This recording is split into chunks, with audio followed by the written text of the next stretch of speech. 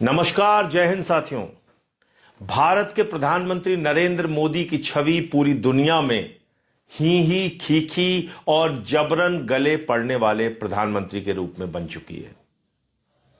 कभी किसी का जबरन हाथ पकड़ लेते हैं, वो हाथ छुड़ाता रहता है, जबरदस्ती हंसते रहते हैं प्रधानमंत्री जी, और इस कमजोरी का फायदा दुनिया के तमाम देश उठाते हैं, उनकी झूठे तारीफें कर देते हैं, एक आध मेडल गले में डाल देते हैं और जो कुछ भी उनकी मर्जी होती है भारत के हितों के विरोध में जाकर वो समझौता करा लेते हैं प्रधानमंत्री जी से। क्या यह ठीक है? अभी कुछ दिनों पहले भारत के प्रधानमंत्री ने इजराइल की यात्रा की और उस वक्त यात्रा की जब पूरी दुनिया में बहस चल रही थी कि अमेरिका और इजराइल मिलकर ईरान पर हमला कर सकते हैं। भारत के प्रधानमंत्री की यात्रा टाली जा सकती थी क्योंकि अखबारों में अब खबरें आ रही हैं कि एक हफ्ते पहले से ही तैयारी थी इस हमले की, लेकिन प्रधानमंत्री को धोखे में रखकर इजराइल की यात्रा कराई गई। अगर मान लीजिए उनके रहते हुए यह युद्ध शुरू हो गया होता तो कितने बड़े संकट की स्थिति पैदा होती, प्रधानमंत्री खुद वहां पे फंस जाते। लेकिन अभी जो मौजूदा हालात है पूरी दुनिया के, जब यह कहा जा रहा है कि दुनिया अब तीसरे विश्व युद्ध की तरफ बढ़ रही है, ऐसे समय में भारत के प्रधानमंत्री की खामोशी 1000 सवाल पैदा करती है। आप अपने आप को विश्वगुरु कहते हैं नरेंद्र मोदी जी, और विश्व में हो रही घटनाओं पर आप खामोश रहेंगे, चुप रहेंगे, कुछ नहीं बोलेंगे। ऐसे थोड़ी आप विश्वगुरु बन सकते हैं। आपको वैश्विक घटनाओं पर नजर रखनी होती है। आज अमेरिका वैश्विक तानाशाह बन रहा है, जिसके ऊपर जब चाहता है टैरिफ लगा देता है, कभी वेनेजुला के राष्ट्रपति को उठाकर लेकर चला जाता है, कभी ईरान पर हमला कर देता है, इजराइल के साथ मिलकर वहां के सबसे सुप्रीम लीडर खामिनेई की हत्या कर देता है। और ऐसी घटनाओं पर आप चुप हैं, खामोश हैं, सब कुछ आप देख रहे हैं, बर्दाश्त कर रहे हैं। आपने यूएस से ट्रेड डील की भारत के हितों के खिलाफ, आपने यूएस के कहने पे, ट्रंप के कहने पर सीज फायर किया, ऐसा उसका दावा है। आपने ट्रंप के कहने पे अपना पोर्ट बंद कर दिया ईरान में, जहां पे आपने 12,000 करोड़ रुपए से अधिक खर्च किया था। आपने ट्रंप के कहने पे रूस, जो आपका परंपरागत मित्र है, उससे तेल खरीदना बंद कर दिया, जहां से आप 40% भारत की जरूरतों का तेल खरीदते थे। आपने ट्रंप के कहने पर भारत के करोड़ों किसानों के हितों को गिरवी रख दिया। आप अमेरिका के पिछलग्गू बन के विश्वगुरु बनोगे?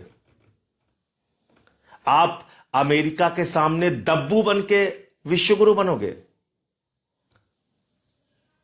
आपने देखा नहीं कि भारत के लोगों की कैसी बेइज्जती की अमेरिका ने? हाथों में हथकड़ी, पैरों में बेड़ी बांध के उनको अमृतसर के एयरपोर्ट पर उतारा गया, आपको अपमानित किया गया। आपने देखा नहीं कि किस तरह से पाकिस्तान के आसिम मुनीर को और वहां के शहबाज शरीफ को गले लगा रहा था ट्रंप और कह रहा था आई लव पाकिस्तान। ऐसे अमेरिका पे आप भरोसा कर रहे हैं, और कल से आपके जो अंधभक्त हैं वो क्या प्रचारित कर रहे हैं? वो ईरान के खिलाफ बोल रहे हैं, उस ईरान के खिलाफ जो आपका कई संकट के वक्त में साथ दे चुका है, जो आपका परंपरागत मित्र है। आपके अंधभक्त, आपकी पार्टी के लोग ये कह रहे हैं कि 65 और 71 में ईरान ने पाकिस्तान का साथ दिया था। आपके अंधभक्त, आपकी पार्टी के नेता ये नहीं बता रहे हैं कि 71 में अमेरिका ने भारत के ऊपर तमाम प्रतिबंध लगाए थे, 71 के युद्ध में खुले तौर पे पाकिस्तान का साथ दिया था, और 71 के युद्ध में उसने बंगाल की खाड़ी में अपना 7वां भेड़ा भेज दिया था। उस वक्त रूस ने आपका साथ दिया था।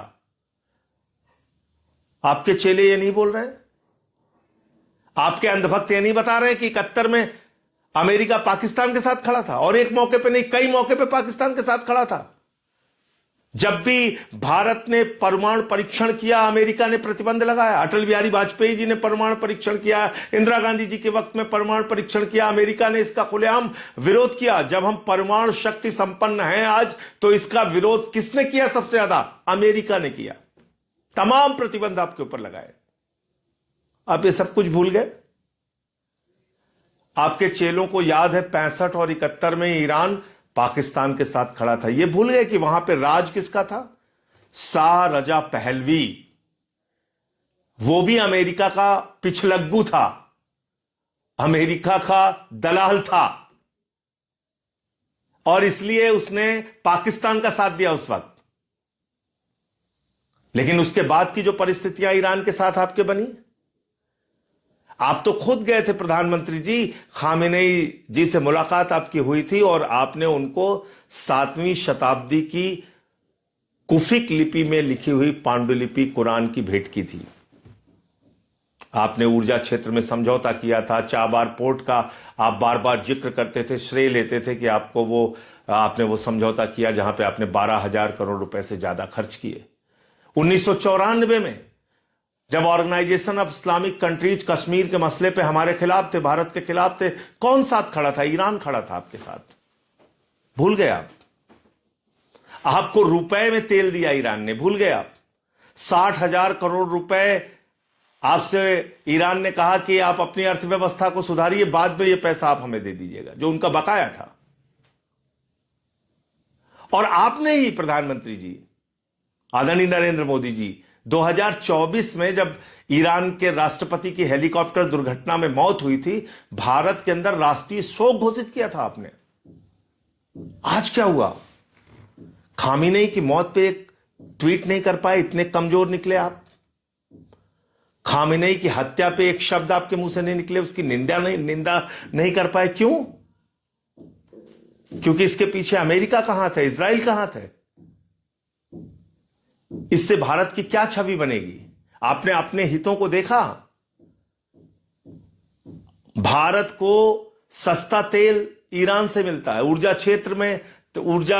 क्षेत्र में सुरक्षा प्रदान की है ईरान ने आपको लंबे समय तक। आप खामेनेई की हत्या पे एक शोक का संदेश ट्वीट नहीं कर पाते। बांग्लादेश में जहां हिंदुओं की हत्या हो रही है, वहां की बेगम खालिदा जिया, एक पूर्व प्रधानमंत्री के लिए आप अपने विदेश मंत्री को भेजते हैं, शोक व्यक्त करते हैं। पाकिस्तान जो हमारा जानी दुश्मन है, उसके प्रधानमंत्री नवाज शरीफ का बर्थडे का केक बिना बुलाए आप काटने चले जाते हैं। आईएसआई को बुलाते हैं आप पठानकोट में हमारे शहीदों की जांच कराने के लिए। यह आपकी विदेश नीति है। इसलिए ये ही खीखी छोड़िए और सही जानकारी दुनिया को दीजिए। आज दुनिया एक बड़े संकट में है और इसके लिए अगर कोई जिम्मेदार है तो अमेरिका जिम्मेदार है, जो एक वैश्विक तानाशाह के रूप में उभर रहा है। उसका नाम है ट्रंप। और जाके खाड़ी देशों से पूछिए। खाड़ी देश आज चिल्ला रहे हैं, चीख रहे हैं, कह रहे हैं हमको ईरान की दया पर छोड़ दिया है अमेरिका ने। हमने उनके लिए मिलिट्री बेस दिया अपने देशों में और हमको ईरान की दया पर छोड़ दिया। खाड़ी देशों में और पूरे गल्फ के देशों में मिला के लगभग 90 लाख से 1 करोड़ भारतीय रहते हैं। अगर यह युद्ध आगे बढ़ता रहा तो किसका नुकसान है? हमारे लोगों का नुकसान है।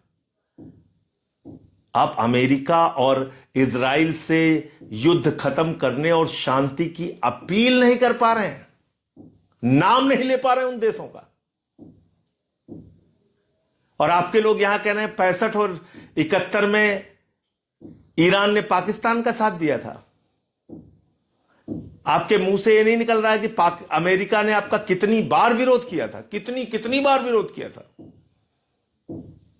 तो इसलिए विदेश नीति को मजाक नीति मत बनाइए। विदेश नीति को ही खीखी और जबरन गले पड़ने की नीति मत बनाइए। विश्व गुरु सिर्फ कहने से नहीं बनता।